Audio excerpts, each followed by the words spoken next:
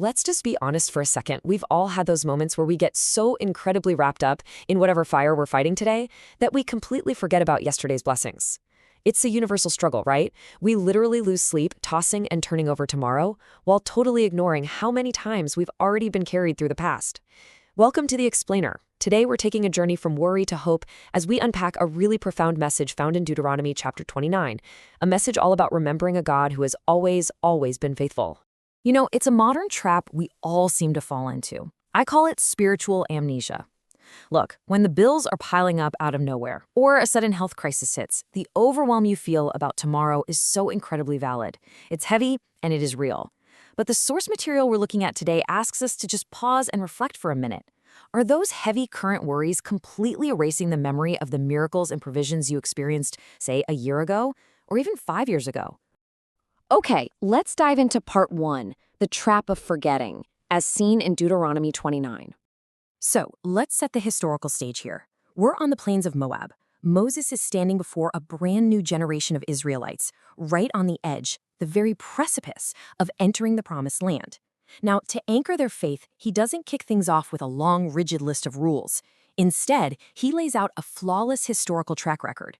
He invites them to look back. He reminds them of the dramatic escape from Egypt, those 10 astonishing plagues, literally walking through the Red Sea on dry ground, and surviving 40 years in a brutal, unforgiving wilderness. You see, Israel's history wasn't just a random series of events. It was a definitive, undeniable testimony of unfailing faithfulness. He wanted them to realize that every single step of their journey screamed one unchanging truth. They had never, not once, been failed. This brings us to section 2. The condition of the heart, and the fundamental difference between seeing miracles and actually knowing God. Because right after listing those epic wonders, Moses drops a rather startling truth. In Deuteronomy 29, verse 4, he says, "Yet the Lord has not given you a heart to perceive, and eyes to see, and ears to hear, to this very day." And this brilliantly illustrates a really vital concept from our source text. Witnessing extraordinary events is simply not the same thing as truly knowing God. I mean, you'd think seeing an entire ocean split in half would permanently cement your faith for life, right?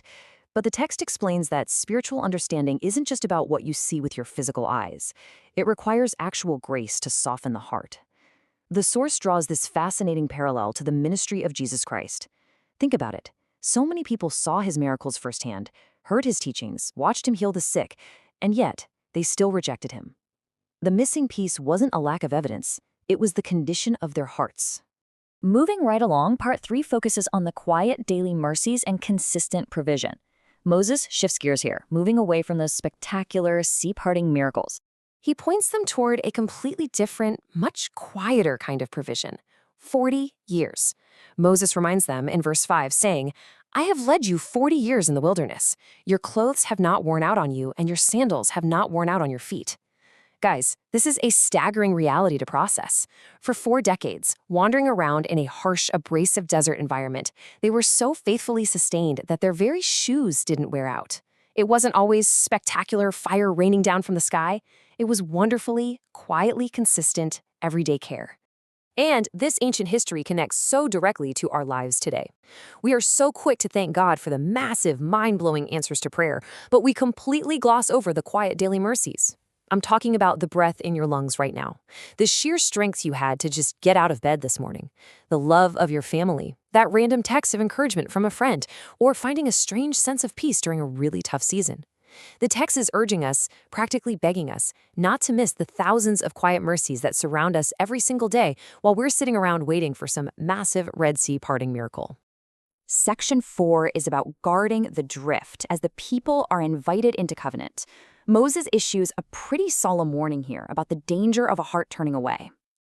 Now, what's really interesting about this is the anatomy of a wandering heart. A person rarely just wakes up one random Tuesday and decides to walk away from their faith. No, it is a gradual, step-by-step inward drift. Look at how it happens. Step 1, forgetting God's goodness. Step 2, neglecting his word. Step 3, becoming entirely satisfied with the temporary things of this world. And then finally, step 4, an outward departure. So how in the world do we guard against this? Well, the text points straight to active gratitude. A heart that continuously and intentionally remembers what has been done for it is far, far less likely to drift away.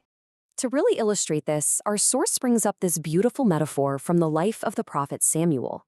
After a massive victory, Samuel set up a physical stone and called it an Ebenezer. Now, that literally translates to stone of help, and he declared, "Thus far the Lord has helped us." It was a lasting, tangible reminder right there in the open. The profound takeaway for us here is that every single one of us needs an Ebenezer in our own hearts. We need a dedicated mental space where we can pause and deliberately remember the specific, hard trials we've been safely carried through. Finally, Section 5 brings us to the faithfulness prayer and answering the big why. As we start to wrap up this explainer, we really have to address the elephant in the room.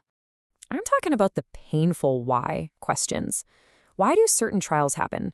Why do our answers seem delayed for years? These are the mysteries that fuel our daily anxieties and make it so hard to remember past faithfulness. But Moses directly addresses this in one of the most profound statements of the entire book. In verse 29, he says, "The secret things belong to the Lord our God, but those things which are revealed belong to us." So the absolutely crucial point here is this. Faith is not about having all the answers. It doesn't require us to know every single microscopic detail of the plan. True faith is trusting the perfect character of the God who knows the end from the very beginning, even when the messy middle makes absolutely no sense to us. And for the believer, the ultimate, undeniable proof of this faithful character is found in Jesus Christ. The text reassures us that every single promise made finds its yes and amen in Him. Through His death and resurrection, that relationship with the Father is secured forever. So if you ever find yourself doubting whether God is going to be faithful to you tomorrow, the source points you right back to the cross as the permanent, ultimate evidence that, yes, He absolutely will. Because here is the beautiful truth. The future is secure not because we know what tomorrow holds, but because we know exactly who holds tomorrow. To combat this spiritual amnesia we all struggle with, the source material invites us into a prayer of reflection. It's a conscious choice to ask for forgiveness for forgetting, and a plea to remain anchored in gratitude for all the times we've been carried through the storm. It's an invitation to trust an uncertain future to a God who has never, ever failed us. Well, I really hope this explainer brought some clarity and a bit of peace to your day. If you found this breakdown of Deuteronomy 29 helpful, make sure to follow this explainer series for more deep dives into these powerful texts. And hey, please consider sharing this with a friend or a family member who might really need some peace for their anxious heart today. Remind them of the faithfulness they've already experienced. But before you go, I want to leave you with a question. Ask yourself this. What is one Ebenezer, one concrete, undeniable memory of provision that you can set up in your mind today to anchor your anxieties about tomorrow? Keep learning, keep remembering, and take care.